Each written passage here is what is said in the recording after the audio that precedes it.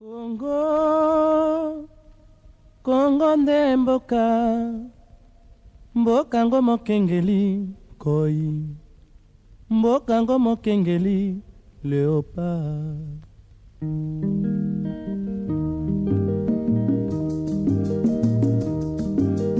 Mikolo tosekanaki na mosolo ya mboka Kongo ekoki, tofungwani misolelo tomoni bozoba nyonso tosali mpo ya kobongisa Kongo aveni. Ebongi tosala moto nyonso ata mwana. Kongo ya mosolo mpembe ya nzoku, Kongo ya bwanya kasa ya mbila, Kongo ya makasi moto ya nkoi.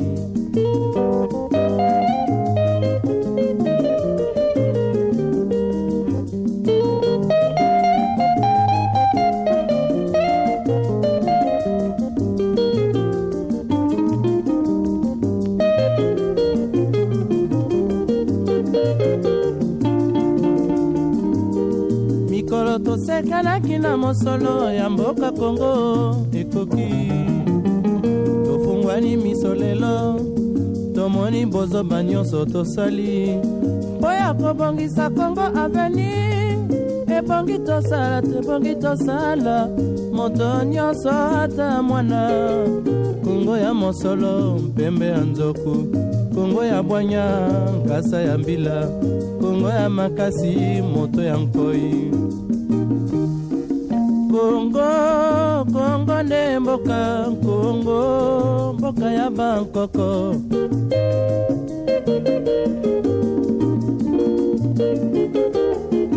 Kongo ataza na shari mpona kolongwa ekomi pasi kusala kuna ye kozwa etan mingi amizalelaka kuna mbala moko epi soki moto aza na kotala na difficulté ya kosuka okomona bale mosu bokutani ye azoakomami kuna yo okende koto oyo azokanga pante.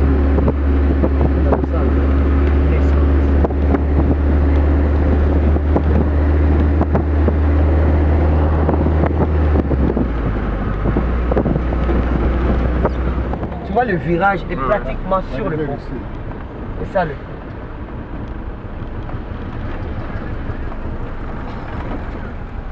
Il y a du pan calcula. Vraiment. Là maintenant tu vas bien filmer l'eau de ton côté. Tu verras comment il est noir. Comment il est noir. Le pont est mal obé. Assiette là où il va obé. Pont ya kala ezalaki wana oyo batongi mosusu mituka nyonso edinda wa oyo edinda po ekenda complètement disparu. Quand ils perdent la vitesse de l'autre côté, ils viennent automatiquement dans l'eau. C'est ça la difficulté à ce niveau-là.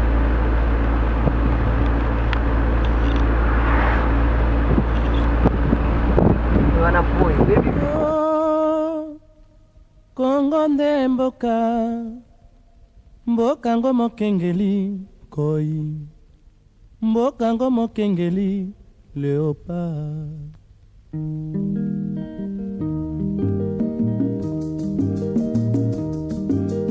Mikolo tosekanaki na mosolo ya mboka Kongo ekoki, tofungwani misolelo tomoni bozoba nyonso tosali mpo ya kobongisa Kongo aveni.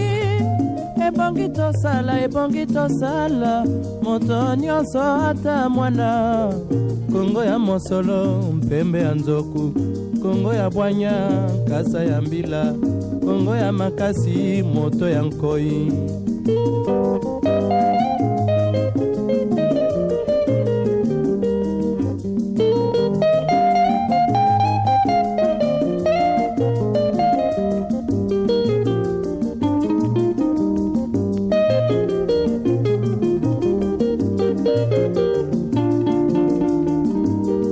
Mikolo tosekanaki na mosolo ya mboka Kongo ekoki, tofungwani misolelo tomoni bozoba nyonso tosali mpo ya kobongisa Kongo aveni.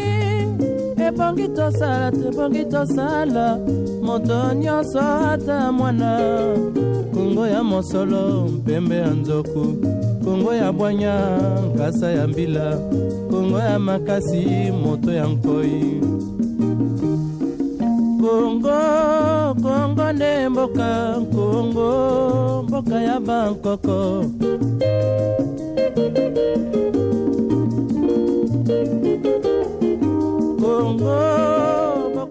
Votre super professeur.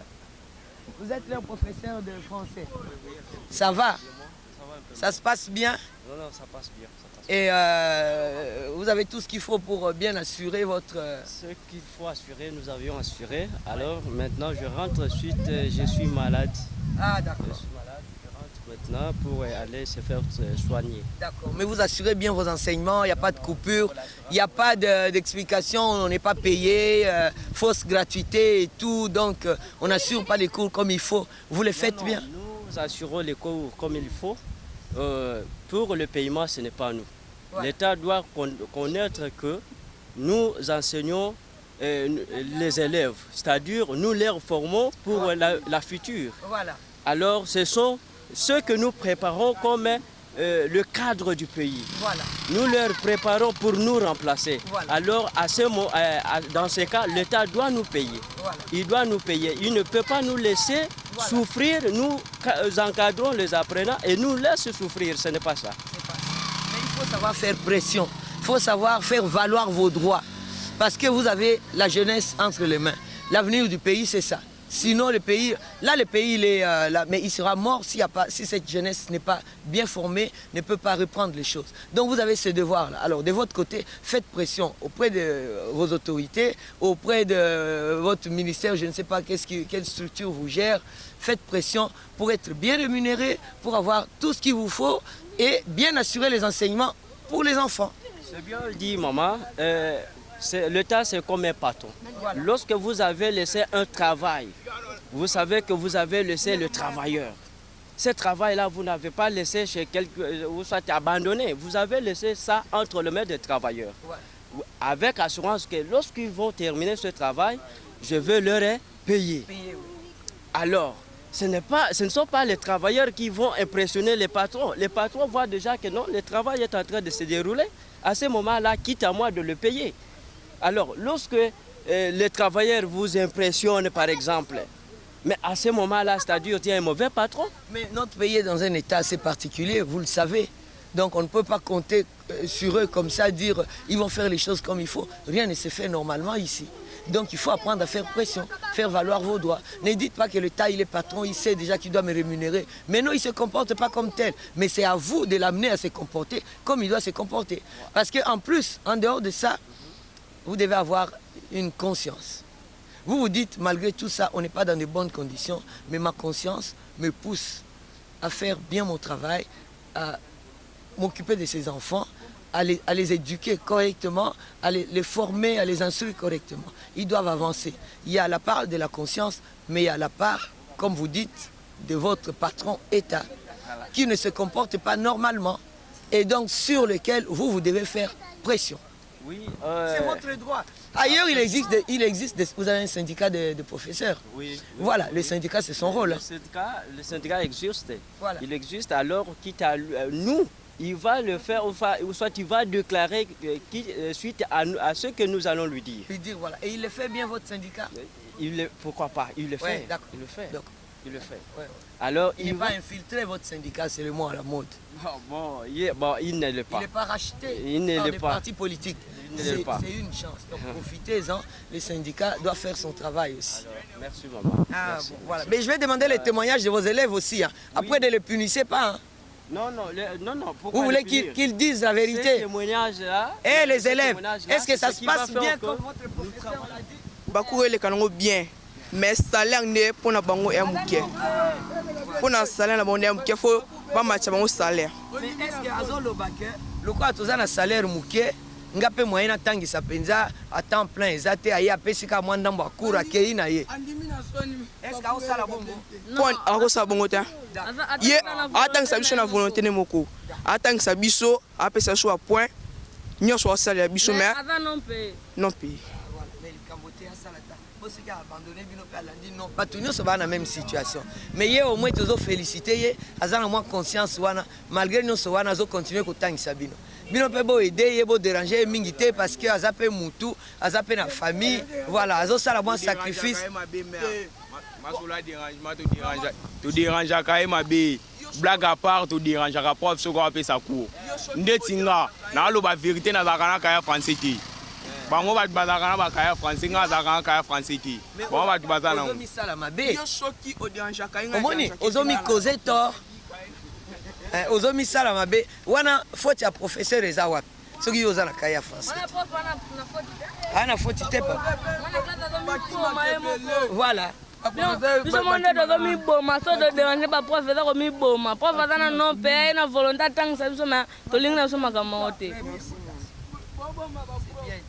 nde abopa obela mais prof aza na fandi bamoni ye mpe aki asengi nzela aki azongi nde ata sengisa mo te bapesi aki aluki na mbongo ne moko médicale et tout, voilà. Donc, le professeur malade, il vient dans ces conditions-là, il fait l'effort de quand même dispenser son enseignement, mais voilà. Mais vous êtes de très bons élèves et puis votre prof, à cause de la sous malamu koleka, parce qu'il y a qui témoignage au sali, voilà. Mais bino, travailler, tout le bawa, à venir en Boka Isabi. Mon biso peut tout ça qui ban à l'école bino. Tandis que commission, il faut bino besoin relais. Donc il faut travailler dans la classe, hein. Bino pe bana basi botanga ka surtout bana basi bazama makasi mayele koleka bana mibali Kongo nde mboka ngo mokengeli koi mboka ngo mokengeli léopard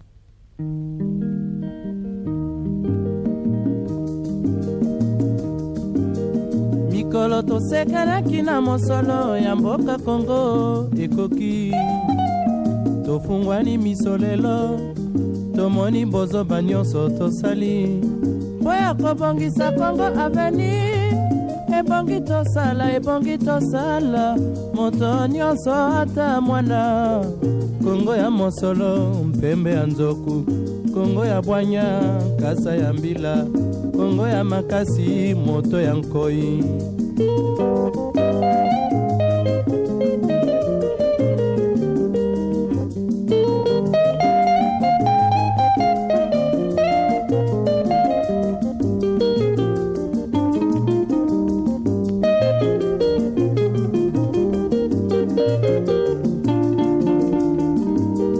mikolo tosekanaki na mosolo ya mboka Kongo ekoki tofungwani misolelo tomoni bozoba nyonso tosali mpo ya kobongisa Kongo avenir ebongi tosala moto nyonso ata mwana Kongo ya mosolo mpembe ya nzoku Kongo ya bwanya nkasa ya mbila Kongo ya makasi moto ya nkoi Kongo nde mboka Kongo mboka ya bankoko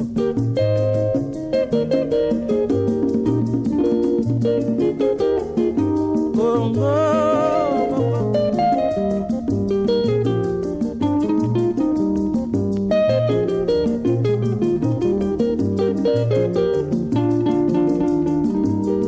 mikolo tosekanaki na mosolo ya mboka Kongo ekoki tofungwani misolelo tomoni bozoba nyonso tosali mpo ya kobongisa Kongo avenir ebongi tosala moto nyonso ata mwana Kongo ya mosolo mpembe ya nzoku Kongo ya bwanya nkasa ya mbila Kongo ya makasi moto ya nkoi Kongo nde mboka Kongo mboka ya bankoko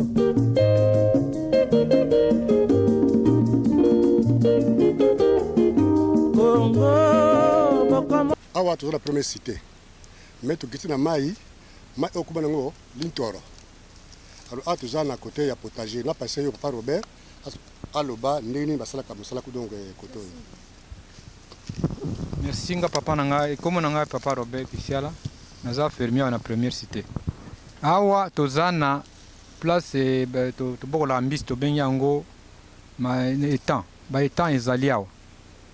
Alors comme eza nanu sarclete moyen momona te, mais libulu ezali awa tosala déjà toaménagea mpona kosala étang. Alors comme mikolo eleki mingi tozosala te matiti ezongi, mais biloko nyonso eza prêt mpona koreprendre to relancer misala ya étang yango. nayebi te na programme na bino soki eza ndenge nini bopesi programme toya kokata mpo étang pene emonana clair comme ça tosala misala emonana. Papa Robert, question. Tozo kaka olobaka hectare toyebi te lingo oloba nini, faut expliquer biso toyebake na kati wana bosala nini juste. Étang ezali libulu totimola tokotia mai mpo tobokola mbisi yango tobengi étang. Alors mpo tobenga yango étang il faut ezala na mai na mbisi wana tobengi yango étang. Mbisi mpo tolia yango soit mpe tocommercialize toteka yango mpona autosuffisance alimentaire bino mo bolobaka yango komilesa ou bien mosu ya koteka soki eza ebele. Et ils aura combien de temps? Pour bambisi bakola bokoma na niveau ya kobimisa bango. Bon, étant ndenge eza wana eza lokola ndenge tosalaka maraîchage, c'est-à-dire étant mpe tofertilizaka yango mpo bambisi baya mpe minene. Kofertilize c'est-à-dire tokotia yango matière organique comme tokotia mpe bafumier, tokotia na cendre de bois, tout ça tokobongisa mwa coin moko tobengi yango compostière mpona kofertilize étang. Alors fertiliser yango mpo bambisi baya minene après 6 mois outi kotuna ngai mbisi normalement après 6 mois akoli na ye, même olesi pendant 2 ans akokola lisusu te atikali kaka na monene na ye wana. Zamba oyo eza mpona beta pamba te, eza zamba okosala mpe bapilipili osali mpe balégume, eza potager oyo mai eza na se botoka na se okosala nyonso olingi wana, mais olingi mpesa mpe beta mpona olaka mbisi osali eza donc riche zamba okotya mpe bamanyoko na kati mpo ebebela, donc eza monene mpenza ti kuna ndenge eza wana zamba oyo eza awa puisque eza nano sarcle te so bodo basarcle yango ekomona très propre mai ekomonana. Eza mpe na mbisi ndenge eza wana, mbisi oyo eza masala na mokili donc eza na se wana.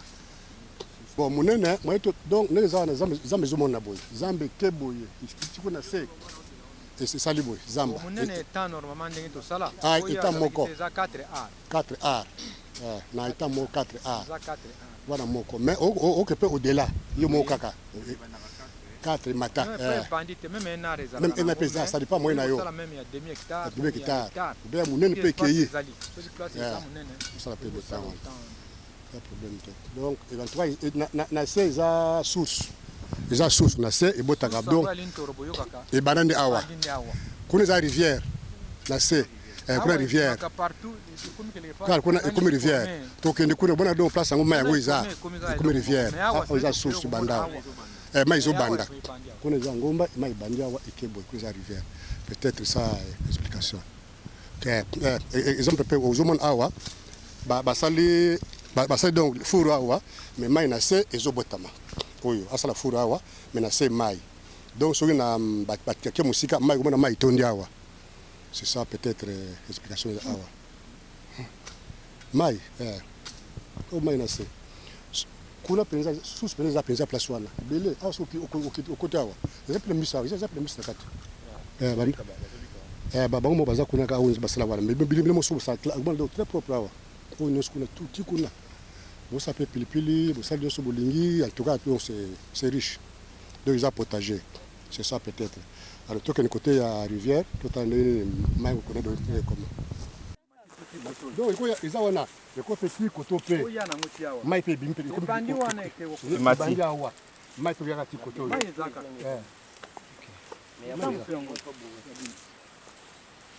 au filmer ata mbisi ozolanga mbisi. Ah papa boni boye kopo baketse kabisa bote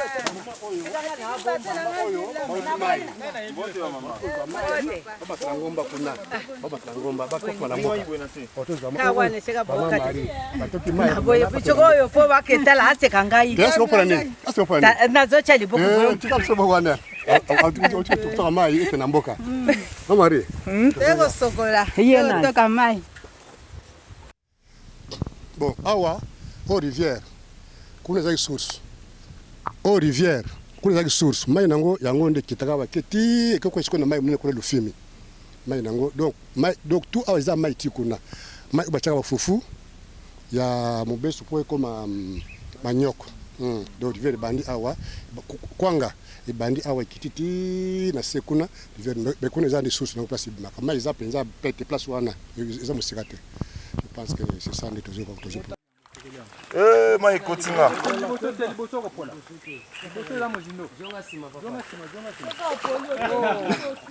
Nako makaka.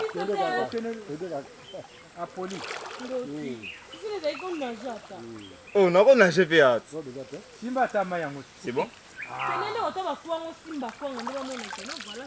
Et voilà, ni mundela yo iba biso kwanga.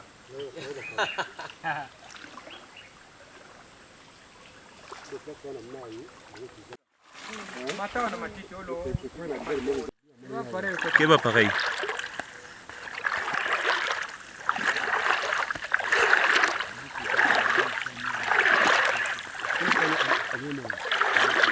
Ah ben nyama nini na zamba bakoza la. Antilope. Nyamona na papa mate. Ndio akiba tumazoea. Touti musika. Tala place touti. J'espère que bolandango. Donc kobima sonde yango to bimi to lembi makasta ba niveau no sto komi nango. Moko kokite lengi. Mais na mata boy. Structure Unité H doit accompagner une dame, une présidente de l'association Femmes et Pensées de la Santé Familiale. Moi français ndambo ata mabe hein. Ata place auto combien za bisika tozo projeter to sala bilanga tour ya sima mbala sima na campagne A oyo ya mbolo oyo tozali à 2021. Ya grande campagne oyo. Alors place oyo superficie auto ko sala eza ya 9 hectares.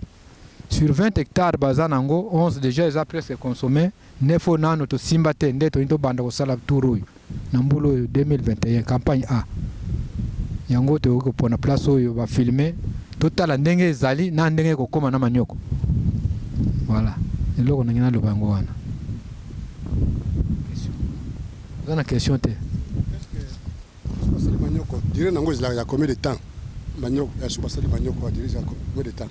Bon, ce qui va salir bilanga manyoko déjà duré ça 12 mois normalement. En principe, une année kaka déjà bo baniko pikolango. Oui, mais ça dépend de la variété. Mais variété mususu ya une année zali. Oui, il y a 8 mois pe zali mais tu préfères récolter après une année, après 12 mois. Après 12 mois penza manyoko comme minene comme kitoko. Dans 12 mois on a sarclage combien de fois? Ku sarcler manyoko wana sur boloni, sarclage combien de fois? Bon, on a 12 mois. Qui s'y a manioko d'abord est sarclage. Deux fois sarclage de Gosala.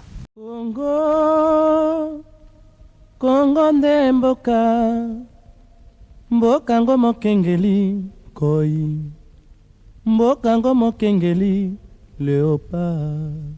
Bon, tel que vous venez de le constater, avec l'équipe d'Unité H, nous sommes venus à l'endroit, à Mbakana, avec toute l'équipe. On a regardé de ce côté, à ma gauche, il y a 9 hectares sur lequel nous allons travailler, et de l'autre côté, il y a 11 hectares. Donc, de l'autre côté, nous, tant et les capots, ma belle, sont encore consommables, si je peux me permettre de dire le mot. Moussa les Salemi, en tout cas, Moussa les Ali. Tokitina étant Bambisi, et ça plus ou moins 3 étangs, rivières, sources, et soit ces amounene. En tout cas, courage car en équipe, courage Nabisono surtout. Je remercie particulièrement l'équipe qui est présente à ma caméra dans mon héritier H.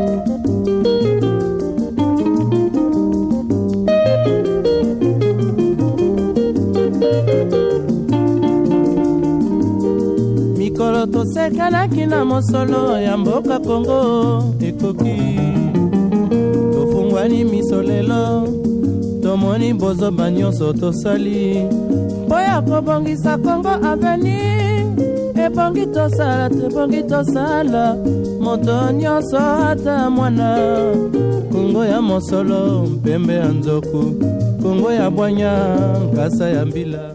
Ngai Papa Minsongo Damien nazali agronome chef de cité awa na première cité.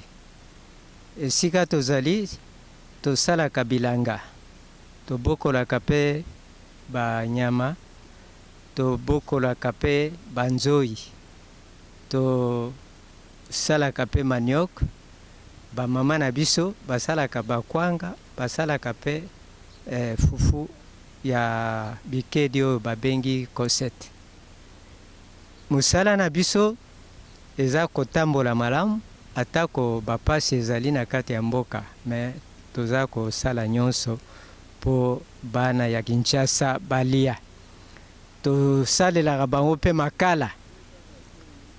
Makala ezokende mikolo nyonso, kwanga mikolo nyonso, bapundu tokoloba te, bandunda mpe tokoloba te.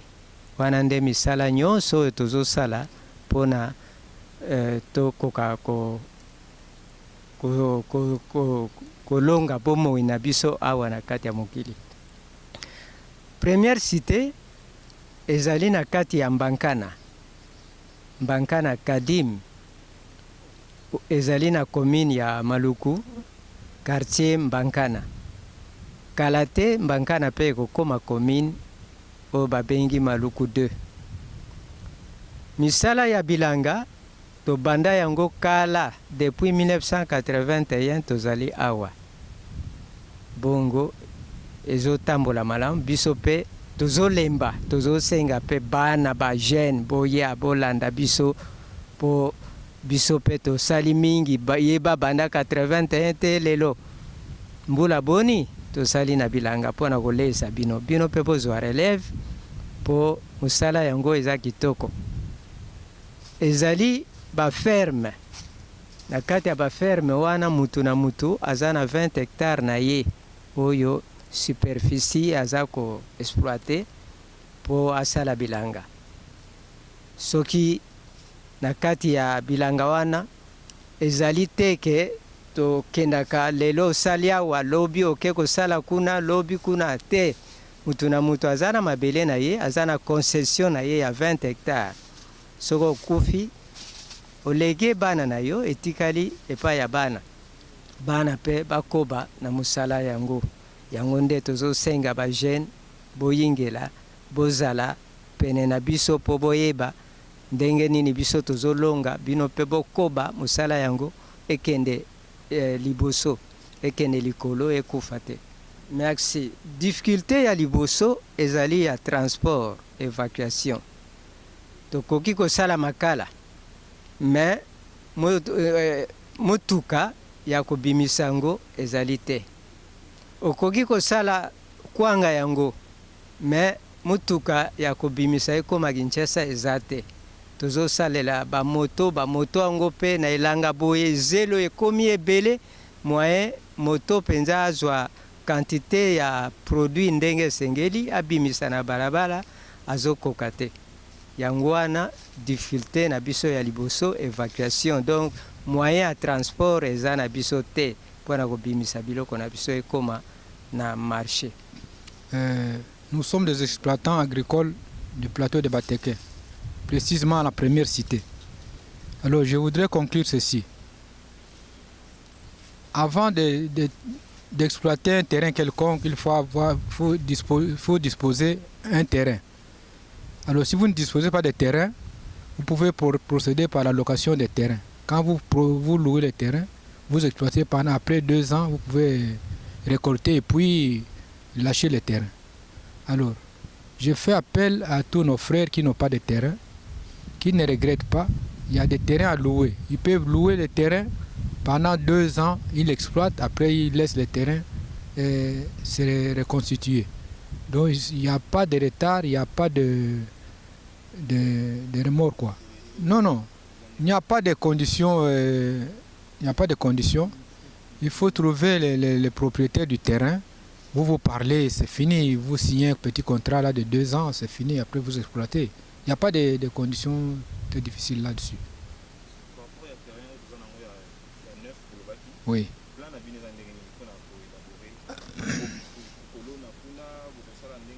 Oui. Pour les 9 terrains que je peux parler en lingala. Le terrain il y a 9 hectares. Ils ont d'abord le dessouchage. Quand vous dessouchez, je ne sais pas quelle superficie ça dépend de la superficie. Vous procédez dans le dessouchage, après le dessouchage, tout ça appelle un tracteur. Après les tracteurs, ça labour na ers, on peut commencer à bouturer. Ce qui est manioko, ou bien tu associer, ça dépend, il y a binomoko bakolo terrain. Ce qui est associé na mbwenge ou bien na mades ou bien na pilipil, ça dépend na binomoko. Mais plan na biso ezali que na lingi bo exploiter terrain wana parce que il va ni na repos pendant plusieurs années. Pendant plus de 20 ans. Pour ngana sali 20 ans wa na kutaki yango ti lelo ezaka. C'est-à-dire avant déjà en jachère, ça fait plus de 30 ans déjà ils en jachère. C'est que quand vous travaillez là-bas, vous aurez un bon résultat. Sécurité hectare. Kokenge la mutu wana soki azana Kinshasa, itikana maboko ya mutu ya nani wana, bakoyoka na kaka pe pour la sécurité ba nosala wana. Moyena quand même moi une motivation. Alors, tolobi na bino pardon bino ba jeunes gens. Ndenge na moni bino na féliciter bino d'abord ne tozo matangomba na base na lobaki yango eloko wana. Na lobaki yango que vraiment besoin de courage, boyer à place ya boyer quand même. Botiki ba confort ba nini na Kinshasa, boyer wa vraiment na CPS que besoin d'amour ya musala. Boyer ko accompagner maman na bino. Oyo amipesa na musalo. Ngako na ndimaki teka ko yame. Nazo mwana kwa na rêve maman lilia binga bien na pena bien. Mais ndenge na moni wana soki naza na masala mais na pumuki melikambo te.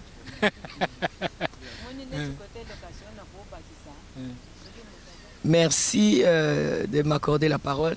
Donc je suis Liliane Baxil, présidente de l'association FPSF. C'est Femmes et Promotion de la Santé Familiale. Alors, on est aujourd'hui sur ce site agricole de Mbakana et on a dit avant, on est dans la commune de Maluku, à Kinshasa, en République démocratique du Congo. Et notre association veut atteindre toutes les couches de la société pour sensibiliser ici notamment au travail et à bien d'autres problématiques aussi. Là aujourd'hui, je suis comme présidente de l'association, mais aussi l'association fait partie d'une plateforme qui s'appelle Unité H, initiée par les jeunes, dirigée par les jeunes. Voilà, c'est en fait les jeunes qui nous conduisent en ce moment. Et donc là, on est venu visiter. Ça rentre dans le cadre de la sensibilisation de la jeunesse au travail de la terre. Parce que c'est spécialement dans ce pays où on a des difficultés dans tous les domaines, où la jeunesse se retrouve pratiquement sans rien, sans travail, ils font des études, il n'y a pas de travail, et ils passent toute leur jeunesse comme ça, sans rien, et on ne leur parle pas trop du travail de la terre, des bienfaits, des avantages du travail de la terre. Et donc, l'intérêt, c'est de les initier au travail de la terre. Non seulement comme travail pour eux, pour avoir au final une rémunération, mais aussi parce que c'est la terre qui protège ce monde. On le sait, on voit comment les climats changent, comment on a des conséquences tout à fait fâcheuses sur le plan de l'écologie, de l'environnement et tout. Et donc on dit toujours l'avenir appartient à la jeunesse. Si la jeunesse prend conscience de ça et si la jeunesse prend conscience du fait qu'on doit sauver cette planète, on doit sauver cette terre, il faut commencer par travailler la terre. Donc voilà notre objectif aujourd'hui. Ils ont été visités, les champs. C'est un site qui a plein de fermes. Il y a des fermes exploitées et non exploitées. Il y a des fermes et toutes ces fermes ne cherchent qu'à être exploitées. Donc les jeunes, ils sont allés voir. Il y a à côté aussi un projet de pisciculture. Ils sont allés visiter des étangs. Ils se sont rendus compte qu'il y a plein de choses à faire. Il suffit seulement de mettre de bonnes idées sur papier, de trouver un financement dans la mesure du possible et de pouvoir se lancer. Et donc l'association peut faire ce travail d'intermédiaire, essayer de leur trouver des petits financements qu'ils démarrent, qu'ils essayent, on va voir, et ça peut attirer des émules. Et il y a de l'autre côté, pour les fermes non exploitées, il y a une possibilité de les louer. Et donc s'ils peuvent sensibiliser d'autres jeunes à louer on peut commencer par, voilà, même acheter si c'est possible, on peut commencer par un petit espace d'1 hectare et évoluer comme ça. C'est de voir d'abord comment ça se passe et pouvoir se déterminer après. Donc voilà, pour aujourd'hui c'était ça et je suis contente, c'est un bon résultat, un très bon résultat. Et j'ai dit merci, vous avez vu avant moi, il y a des agronomes qui sont passés, vous les avez vus, comment ils sont, vous vous êtes rendu compte qu'ils travaillent dans des conditions très difficiles.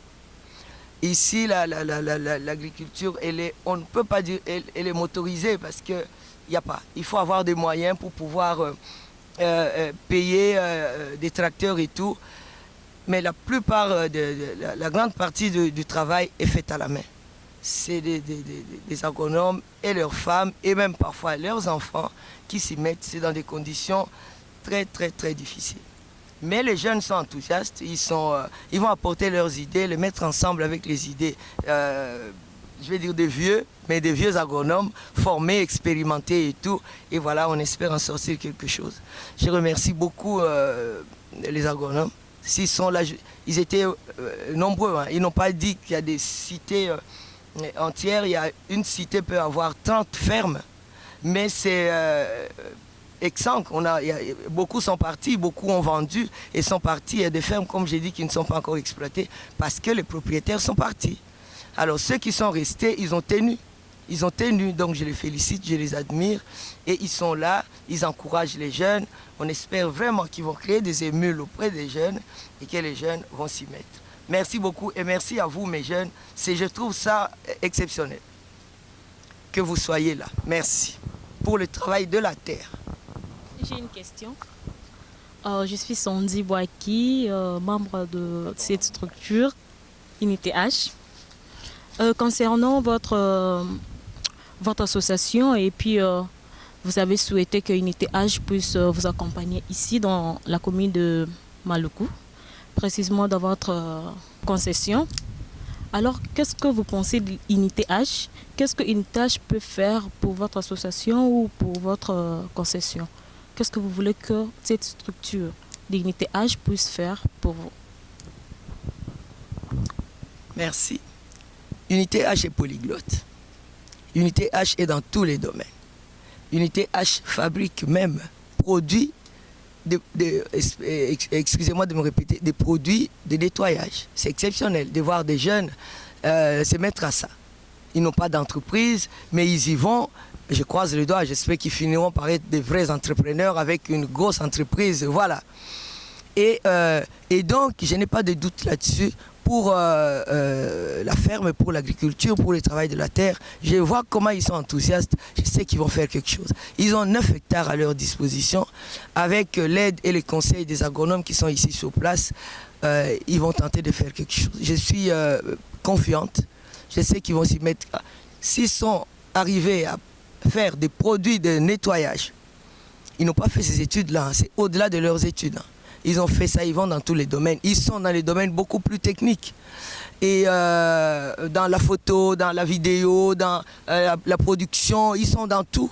Et ils ont sauté pour aller dans les produits de nettoyage.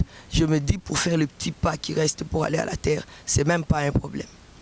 Les agronomes vont leur donner des étapes pour arriver aux cultures, c'est même pas exceptionnel. Et on va voir, on cherche le financement et ils vont le faire. J'ai confiance. Et voilà. Je profite de l'occasion pour annoncer une grande conférence qu'on organise pour la jeunesse sur l'entrepreneuriat et tout ce qu'on vient de voir là rentre là-dedans. Il y en a qui vraiment tout atterrir. Voilà, ferme la lycée en haut. Tout travail awa, tout colonna, tout ça, on s'est tout ça là en tout cas. On est maintenant arrivé à la fin et de gros bisous à tout le monde et bisous, bye.